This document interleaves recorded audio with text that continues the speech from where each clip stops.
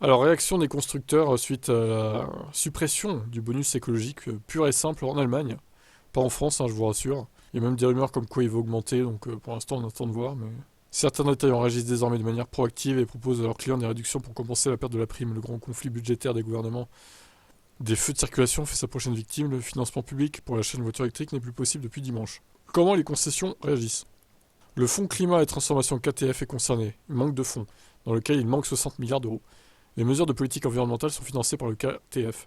L'une de ces mesures jusqu'à présent était ce qu'on appelle le bonus environnemental, une subvention gouvernementale allant jusqu'à 4500 euros qui pouvait être demandée lors de l'achat d'une voiture électrique. Ce qui était moins qu'en France au final. Le gouvernement a décidé de supprimer ça sans délai, ce qui a été fait. 3 jours plus tard, le 16 décembre, le ministère des Affaires économiques publie un communiqué de presse dans lequel la fin immédiate du financement a été annoncée. Les candidatures reçues jusqu'au 17 décembre inclus seront toujours traitées, les candidatures ultérieures ne seront plus prises en compte.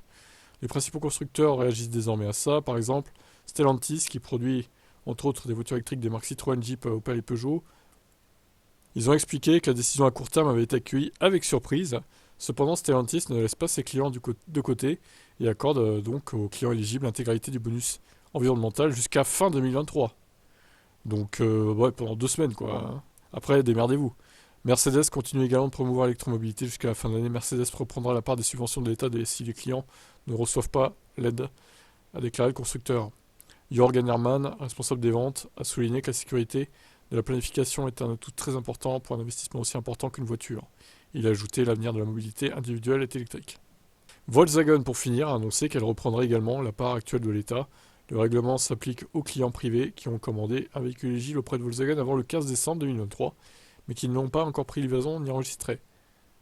Un des membres de Volkswagen a souligné que dans le communiqué que Volkswagen se considère comme ayant la responsabilité de soutenir le changement de système vers l'électromobilité. Cependant, selon le Spiegel donc, il y a un problème avec les offres. L'exemple de Stellantis montre clairement que seules quelques voitures peuvent être livrées aussi rapidement. Selon le site carwo.de, les parties intéressées devraient généralement s'attendre dans des délais de plusieurs mois. Et donc, ce qui veut dire qu'il n'y aura pas de bonus en fait. Ça concernerait que les voitures livrées avant la fin de l'année, quoi. Et pas les voitures commandées avant la fin de l'année, c'est ça le truc. Donc là, coup dur hein, pour les Allemands qui voulaient choper une voiture électrique avant la fin de l'année, avec des ristournes, des remises possibles chez certains constructeurs. C'est dur, hein. C'est sans prévenir et tout là, waouh. J'espère qu'en France ils font pas ça sans prévenir et tout et tout. Normalement non, mais bon, on sait jamais. Allez, ciao.